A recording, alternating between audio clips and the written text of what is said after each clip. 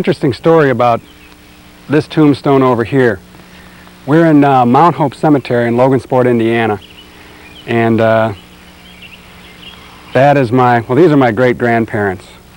Anna Christina Peterson, Franz Oscar. On the tombstone they got it wrong and they put Oscar F. Peterson. And their daughter, Dorotha L. Peterson, or as they called her, Dolly. And on this side is Anna M.J. Ebert. Anna M.J. was their first daughter, born in Lafayette, Indiana. And she married an Ed Ebert and died in 1910. Actually, the second Peterson born in this country to die. But the first Peterson to die was Dolly.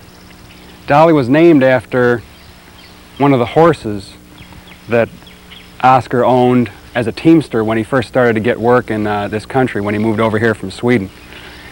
And Dolly was just, what, 7 years old or so when she started complaining of that it was hard for her to move her jaw in school. And they got her home and the doctors looked at her, and she had just had a tetanus inoculation. And one of her sisters, the family was 4 sisters, 2 brothers, one of the sisters started saying, "You're going to get the lockjaw, you're going to get the lockjaw," you know, kidding her. Well, a couple days later, and this was all in the papers, they tracked this in the papers for 2 or 3 days, she died of lockjaw. Her jaw froze up, they couldn't get any nutrients in, any food in, and she died. Now she was buried, she died on September 27th, 1900, so she was probably buried a couple days later, and there was never a tombstone there. And when I started researching my family history about 3 years ago, I found that she was buried here, somewhat in the vicinity of my great-grandparents, Oscar and Anna. So I had the sexton at Mount Hope Cemetery here do what they call rodding the grave, which is they wait until the ground is just right, kind of soft, and they take a big rod and they start poking around according to their maps and find where there may be a coffin. So they found that that's where Dolly was buried, and I contacted Billman Monuments across the street. We got a kind of a factory second tombstone for $150 and had that name put there, had the tombstone engraved, and I think it was, I can't remember exactly, but I think it was 1989 or 1990, I had that tombstone put there, basically 90 years after she was buried, after she died. And a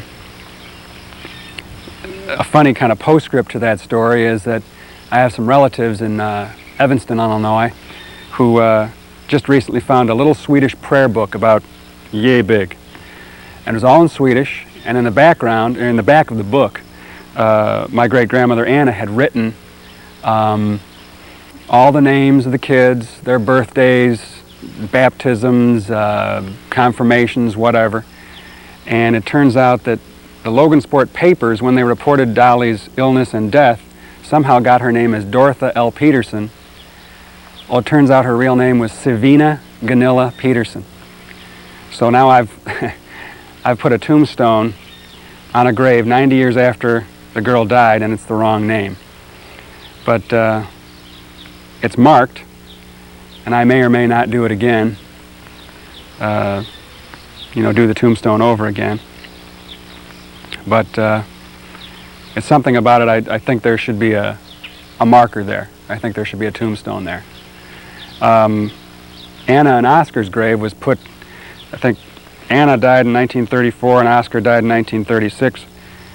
I think it was the late 40s, possibly early 50s, when there was finally a tombstone there. My cousin Ed and Ann put that there.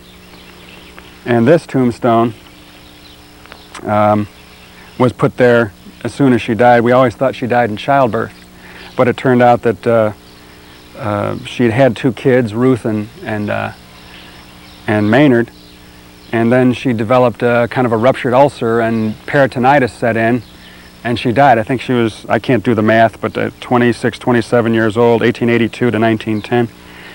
And peritonitis is something that we can treat very easily these days, but in 1910 it killed you.